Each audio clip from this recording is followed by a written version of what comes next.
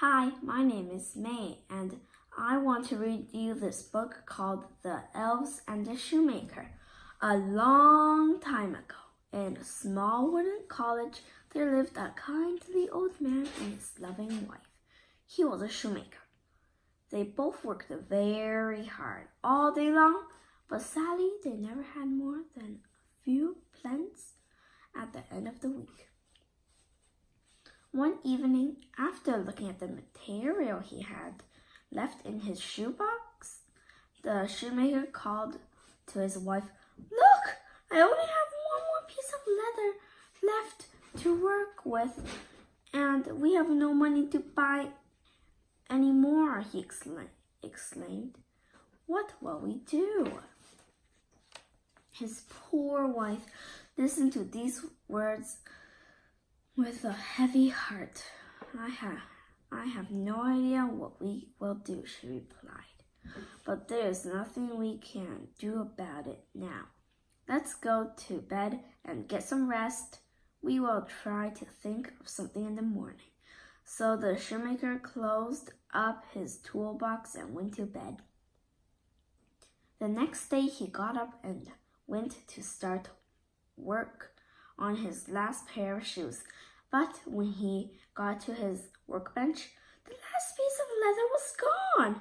In its place was a sparkling new pair of shoes. "What's this?" he exclaimed, thinking he was dreaming. He couldn't believe his eyes. He called to his wife excitedly, "Come quickly, come quickly!" Then he showed her the shoes which were sitting on the bench. "What a beautifully pair of shoes!" she cried. "But how on earth did they get here?" Neither of them knew the answer to that. Later that day, a young man came to see the shoemaker to order a pair of shoes. But when he saw the pair sitting on the shelf, he smiled and said, "Why, those are just what I'm looking for." He tried them on and they fitted perfectly. "Such soft leather, such teeny stitching. These are the best shoes I've ever worn," said the young man. He handed over a bag of gold coins to the amazed shoemaker and went on his way. The shoemaker and his wife were delighted with their coins. "My dear wife," he said, "now we have enough money to buy more leather and food as well." He went into town and bought everything he needed to make 2 new pairs of shoes. When he came home, he started cutting everything out, ready to begin work in the morning. Tired but happy, the old man went to bed. In bed, he and his wife began to talk about the funny things that happened that day. "Who do you think made those shoes?" he wondered. "And why did they leave them here?" he wondered. He continued. "It's all very strange," replied his wife. "But let's go to sleep and maybe it'll become clear in the morning." The next day, the shoemaker went to his bench to start his work. "What?" he shouted in amazement. Gone were the pieces of leather he had cut out. In their place were 2 wonderful pairs of shining shoes. He ran into the kitchen to find his wife. "Look, look!" he cried, holding the shoes up for her to see. "It happened again! Amazing!" said the old woman, smiling in wonder at this strange event. "And they were even more beautiful than the last pair," she laughed. Later, as he was placing the shoes on the shelf, a very rich lady walked into his shop. The shoemaker couldn't believe his luck. "Ah, those were just the pair of shoes I'm looking for," she stared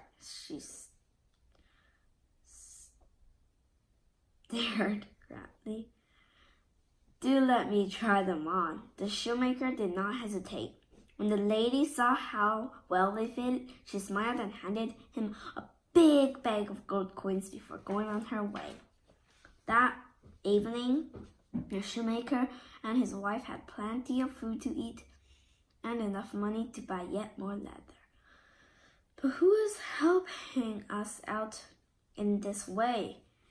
They asked again, for they were still very puzzled by the strange events.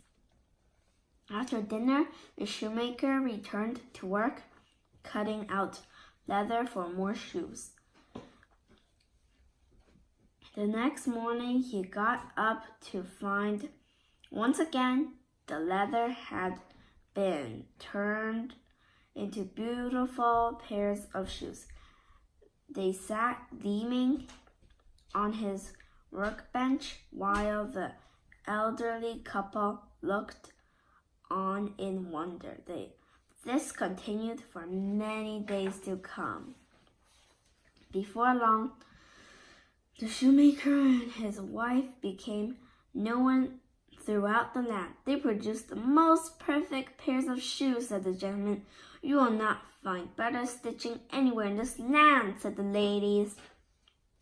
The shoemaker and his wife became very busy and sold many pairs of beautiful shoes. They were now no longer poor, and they no need to worry about money. We have been very lucky, my dear, said the shoemaker one evening, but I think it is time we try to find out who has been helping us with these shoes, he continued. That evening, instead of going to bed, the shoemaker and his wife hid behind a table. They wanted to see what would happen to the cut leather he had left on his workbench. Suddenly, out of nowhere appeared two little elves. They climbed up to the leather and immediately started to work, threading and stitching busily. Look at them, whispered the shoemaker to his wife. They are working so fast and so hard. Neither of them could believe their eyes. As they went to bed, leaving the elves to their work, the wife returned to her husband and said, Did you notice that those two elves were working so hard for us, but wearing such rags themselves? Now it is time for us to do something for them. And they did. That morning, instead of selling more shoes, the shoemaker and his wife started sewing and stitching for the elves. Before long, they finished their work.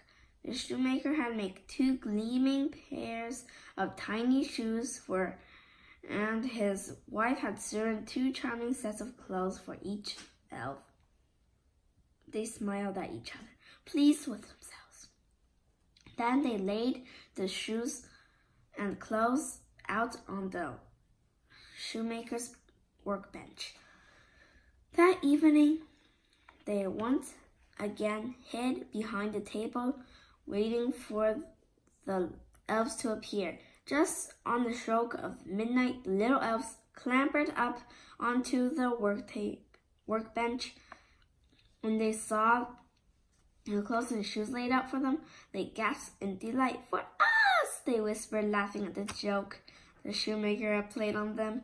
They quickly took off their old rags and pulled on their new outfits. They fitted perfectly. The little elves jumped and danced around in glee while the shoemaker and his wife looked on, smiling. The elves never returned after that night, for there were no need. The shoemaker was now a rich man with enough work to keep him busy.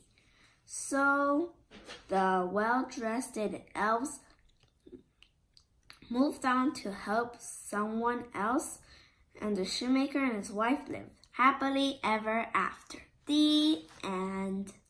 Tell us why you love this book.